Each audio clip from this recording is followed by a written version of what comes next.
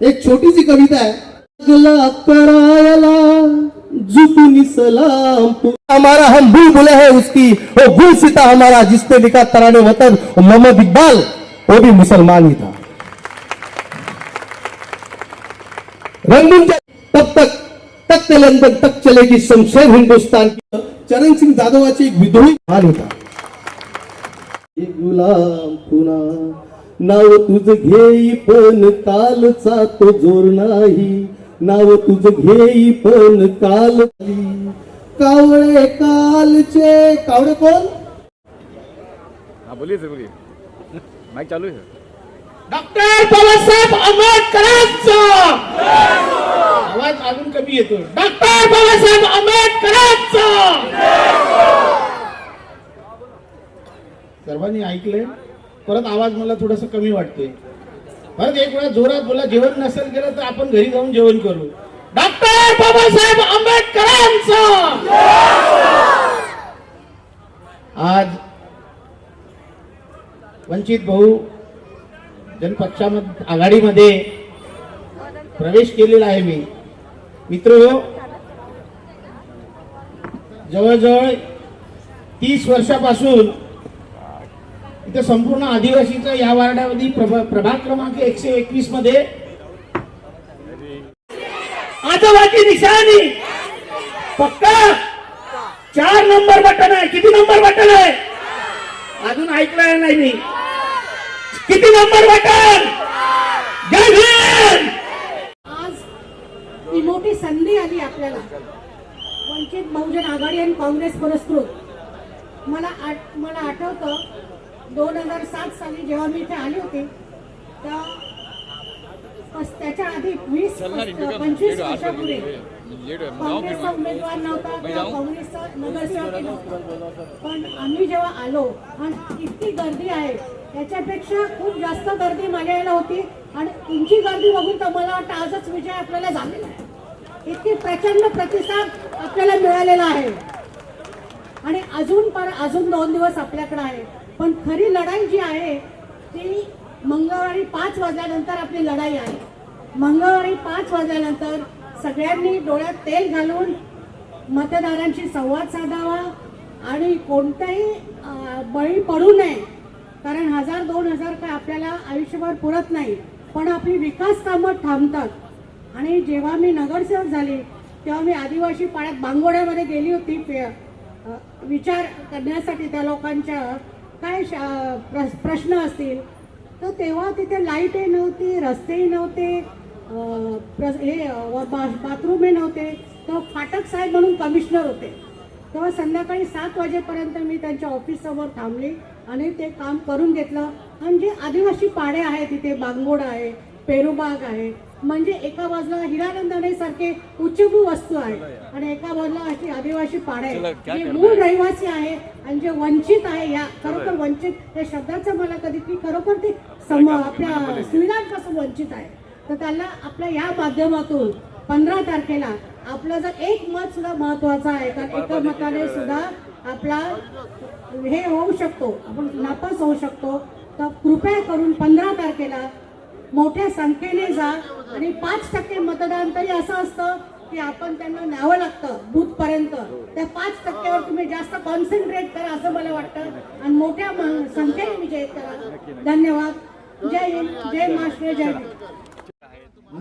मला इथे पवईमधलं आपलं रस्ते, ट्रॅफिकची समस्या, दवाखान्याची समस्या, मला याच्यावर काम करायचं. आणि मी इथले लोकल स्थानिक उमेदवार असल्याने मला याच्याबद्दल मला इथले म्हणजे प्रत्येक ठिकाणचं जागोजागींचं मला सगळं माहिती आहे. त्याच्यामुळे मला अपेक्षा आहे की मला उमेदवार म्हणून इथनं जिंकून आले ना तर पहिला काम कोणता करणार? मला ट्रॅफिकची समस्या आहे. ट्रॅफिकच्या समस्यामुळे आमच्या इथले 2 म्हणजे भरपूर असे दगावले गेलेले आहेत. त्याच्यामुळे मला पूर्ण पहिलं फोकस आहे ट्रॅफिक समस्या कमी करायची, त्याच्यानंतर दवाखान्याचं करायचं. टफ आहे पण पैशाच्या याच्यावर आहे. मी एक साधारण आहे घरातल्या मुलगी. आमच्या घराचं नाव आहे, माझ्या सासऱ्याने जे कावीळच्या औषधाचं नाव केलं, समाजसेवा जी केलेली आहे त्याच्याबद्दल आमचं खूप नाव आहे. तेच आहे बस, आमची समाजसेवेचं नाव आहे आजपर्यंत घरातलं. थँक्यू. काय म्हणता म्हणणे आज स्थानिक उमेदवार आहे, त्यामुळे तिची ओळख आहे आणि साधी पैशाने विकत घेऊ शकत नाही, पण आम्ही मनाने सगळ्यांचे आहोत आणि तिला इथल्या प्रश्नांची जाण आहे. मी जेव्हा पहिल्यांदा इथे आली तेव्हा भरपूर समस्या होत्या, पण हळूहळू कमी झाल्या आणि आमच्या सगळ्यांची साथ तिला लाभेल. लहान मुलगी आमच्या मुलीसारखी आहे आणि हा वॉर्ड आम्ही सुजलाम सुफलाम करू सगळ्यात. आणि काँग्रेस वंचितांना यावेळी 67 जागा, त्याच्यामुळे मला खूप आनंद आहे की सगळ्या या वंचितांना तुम्ही स्थान दिलाय. महानगरपालिकेत जायचं आणि आम्ही ते घडवून दाखवू. म्हणून तर उभी आहे, मुलगी म्हटली. मी अशी खोटं काम करत नाही आहे त्या तोंडावर. यांना विचारा कसं काम केलंय मी. अजूनही काम तर आधी नगरसेविका होऊन गेलेल्या आहेत त्या. Thank you sir. खरं आमचा भरपूर सपोर्ट आहे. मी आमच्या वार्डातली वार्ड क्रमांक 121ची महिला वार्ड अध्यक्ष आहे. माझं नाव शारदा देवदास मोरे आणि मी गौरव मोरेची आई आहे. तर आम्हाला या उमेदवाराची खूप गरज आहे, स्थानिक उमेदवाराची. आमच्या इथे भरपूर बाहेरचे उमेदवार आले, नगरसेवक झाले. ह्या लोकांनी पैसे वाटून त्याने ते नगरसेवक बनले आणि ज्यावेळी आपलं काही काम असताना आमचं एकही गटारचं काम केलं नाही, पाण्याची समस्या आमची सोडवली नाही. आता रात्र पाणी मिळत नाही आम्हाला. रात्र आम्हाला थोडं पाणी आलं म्हणजे त्याचे आमचे झगडे होतात आणि त्याच्यामुळं आम्ही दीक्षिताताई विघ्ने यांना आम्ही मोहन आंबेरे आम्ही सर्वांना मिळून आम्ही या उमेदवाराची तयारी केलेली आहे आणि उमेदवाराला आम्ही जिंकून देऊन आमच्या एरियातले सगळ्या समस्या सोडून घेणार आहोत आणि यांना प्रचंड बहुमताने आम्ही विजय करणार आहोत. एवढं मी देतो. आजचा कार्यक्रम आमची हा विजयाची पहिली नांदी आहे. आज आम्ही जाहीर प्रचार आमचा सुरू झाला. स्वर्गीय बाळासाहेब आंबेडकर आज इथे आलेले आहेत आणि ही जी पूर्ण जनता तुम्हाला दिसते आहे, या प्रत्येकाचे हे कमीत कमी 2000 लोक आमच्या इथे आहेत. त्यांच्या जर आम्ही 3 पडा जर आम्ही केलं तर आम्ही कमीत कमी इथे 8 ते 9 हजार मतदान आम्ही इथे घेतो आहे. 14,000 मतदान 15,000 मतदान इथे पडणार आहे आणि कमीत कमी आम्ही इथे त्या 14,000मधले 60% मतदान तरी आम्ही इथे घेऊन विजय आमचा निश्चित आम्ही करणार आहोत आणि ह्या महानगरपालिकेमध्ये वंचित बहुजन आघाडी आणि काँग्रेसचा झेंडा आम्ही यावेळेस फडकवणार आहोत. यावेळेस आजच्या सभा बघून मला असं कळतं आहे की आजच आम्ही विजयी आहे. कारण की आज जेवढे संख्या लोक आंबेडकरवादी इकडे जमलेले होते, 1000 ते 2000 लोक इथं जमलेले होतं. तर आम्हाला या वार्डामधून 1 to 1 वार्डामधून आम्हाला निश्चित झाला की आज आम्ही विजय आहे आणि येणाऱ्या काळात आमचे जे मॅडम आहेत विन झाल्यानंतर हे काम करेन आम्हाला पूर्ण इच्छा आहे त्यांच्याकडून. प्रभाग क्रमांक 121. मी राष्ट्रवादी काँग्रेस पार्टीचा तालुका अध्यक्ष होतो. तसंच गेली 30 वर्षापासून मी आदिवासी समाजाची सेवा करतो. मी स्वतःही आदिवासी आहे, त्यात काही शंका नाही. आमच्या आदिवासी समाजाला प्रकाश बाळासाहेब आंबेडकर यांनी तिकीट देऊन फार मोठा आमच्यावरती उपकार केला. 40 वर्षापर्यंत ज्या पक्षामध्ये आम्ही काम केलं, ज्या लोकांसाठी काम केलं, त्या लोकांनी आजपर्यंत या वार्डाला आदिवासींना आमच्या वार्डामध्ये जो मुळात मुंबईचा गाभा आहे त्या वार्डामध्ये आजपर्यंत कुठल्याही पक्षानं आदिवासींना तिकीट दिलेली नाही. तो बाळासाहेबांना तो संपूर्ण हे बघून अभ्यास करून फक्त आदिवासी म्हणजे आदिवासीलाच या वार्डात तिकीट दिली आणि देऊन आज आमच्यावरती आदिवासी समाजावरती फार मोठी उपकार केलेले आहे. दुसरा प्रश्न असा आहे की महानगरपालिकेच्या इलेक्शनमध्ये ज्या स्थानिक उमेदवार पाहिजे होते, आजपर्यंतचा गेली 20 वर्षा ते 30 वर्षाचा इतिहास आहे. या वार्डामध्ये सगळे उमेदवार जे आहे आयातच केलेले आहेत. जो काँग्रेसला बाहेरून आली, भाजप बाहेरून येतो, शिवसेना बाहेरून येतो, उद्धव गट बाहेरून येतो. जेवढे आजपर्यंत उमेदवार आले ते सगळेच बाहेरून आले. स्थानिक लोकांच्या डोक्यावर टपली मारले आणि निघून गेले. इथं त्यांनी कमावलं, लोकांच्या समस्या मिटवल्या नाही. लोक आहे तसेच आहेत, ज्यांचे घरादारा तसे आहेत त्याच पद्धती आहेत. इथला 101 वार्ड जो आहे ज्याला 1 to 1 आता आम्ही लढण्यासाठी तयार झालेले आहेत. काय आहे नाव? 1 to 1 म्हणून लढतोय. ती संधी आता आली आहे आणि म्हणून या वार्डाचा विकास होईल. या वार्डामध्ये ज्या काही समस्या आहेत सर्वात मोठा मुद्दा एकच आहे की इथं ट्रॅफिक. आमच्या वार्डामधून एखादी ॲम्ब्युलन्स, एखादी अटॅकवाला जर पेशंट जर आला तर तो बाहेर जाऊ शकत नाही. तर आमचा नगरसेवक आला सर्वात प्रथम तर पहिले आम्ही ट्रॅफिकसाठी एकदम सुरळीत आम्ही ट्रॅफिक काढू, त्याच्यासाठी पहिली योजना आम्ही करू. दुसरी गोष्ट, या विभागामध्ये, या परिसरामध्ये स्मशानभूमी नाही आहे. सर्वांनाच स्मशानभूमी मिळतो, मेलेल्या माणसांना सर्वांना स्मशानभूमी मिळतो, राहणाऱ्या घरावाल्यांना स्मशानभूमी मिळतो, परंतु आमच्या या मागासवर्गीय वार्डांना स्मशानभूमी नाही आहे. आम्हाला इथून शाकबागला प्रेत अंतिम यात्रा घेऊन जावं लागतो. इथून जेव्हा 5 ते 7 किलोमीटर आम्हाला पदयात्रा करून त्या मैताला घेऊन जावं लागतो, गाडी घोड्याशिवाय ते ना. तर ती स्मशानभूमीची आम्ही सुविधा करतो. दुसरी गोष्ट, आम्ही शिक्षणापासून वंचित आहे. आमचा आदिवासी समाज मुंबईच्या आदिवासी पाड्यापाड्यात 72 पाड्यामध्ये मी फिरलो आहे. 72 पाड्याचा माझ्याकडे अभ्यास आहे.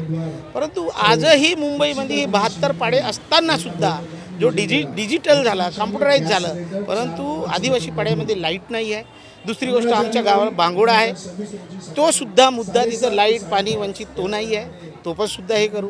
तिसरी गोष्ट, इथं शिक्षणाचा जो हायस्कूल पाहिजे, जो 10वी ते 12वीपर्यंत शिक्षणासाठी समस्या जी होतात, इथून 8-8, 10-10 किलोमीटर शाळेत जावं लागतो. महानगरपालिकेच्या शाळा नाही आहे, जे आहे त्या प्रायव्हेट आहे, आणि इथं 10वीच्या नंतरच्या शाळाच नाही आहेत, कॉलेजेस नाही आहेत. तर सर्वप्रथम इथल्या विभागाच्या लोकांना आपण शाळा उपलब्ध करून देऊ अशी आमची इच्छा आहे. हे आमच्या अशा काही दुसरी मूलभूत नागरिक सुविधा आहे. याच्यानंतर आम्हाला ज्या वेळेला संघर्ष करायचा टाईम पडला तर आमचा आंबेडकरी चळवळच पुढे आलेत, आंबेडकरी चळवळीचे कार्यकर्तेच पुढे आलेत. आदिवासींवरती जो अन्याय होत होता त्यावेळेला हीच लोकं धावून आलेत. आता तर मी सोबत आलेलो आहे त्यांच्या, ते माझ्यासोबत आहे, मी त्यांच्यासोबत आहे. आता आम्ही या लोकांना धडा शिकवल्याशिवाय राहणार नाही. आमची इथली केंद्रशासित जमीन आहे, ज्या पेरूबाग, पासपोली ह्या परिसरामध्ये 2 टेक्निकली कॉलेज आहे, इंडियन इन्स्टिट्यूट ऑफ टेक्नॉलॉजी आणि आता जे पूर्वी निटी होतं आता MMI झालं, IIM झालं, IIM झालं.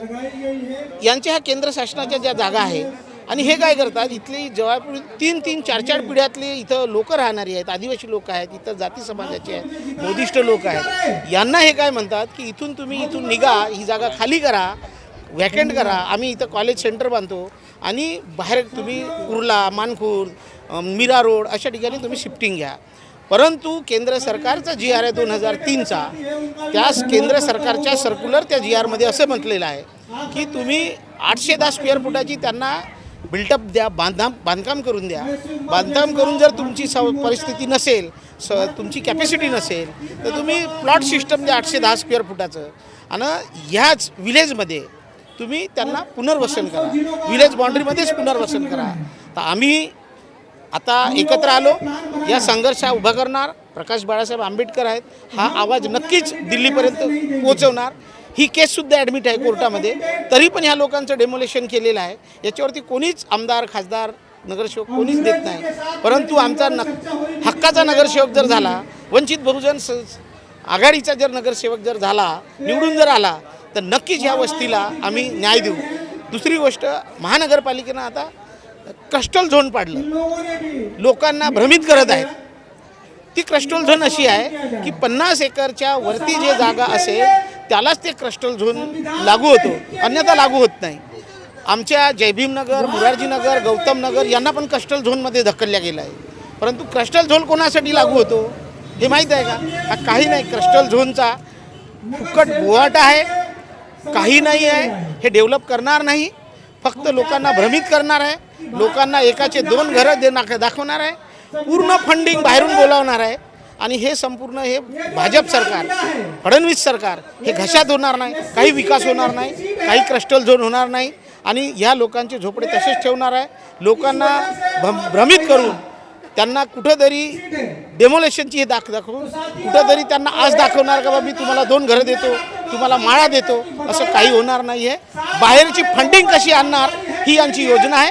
ती योजनासुद्धा आता आम्ही आंदोलन छेडू आणि त्या योजनेलासुद्धा आम्ही झगडून भांडून त्यांना हे रोख देऊ, एवढंच आमचं बोलायचं आहे.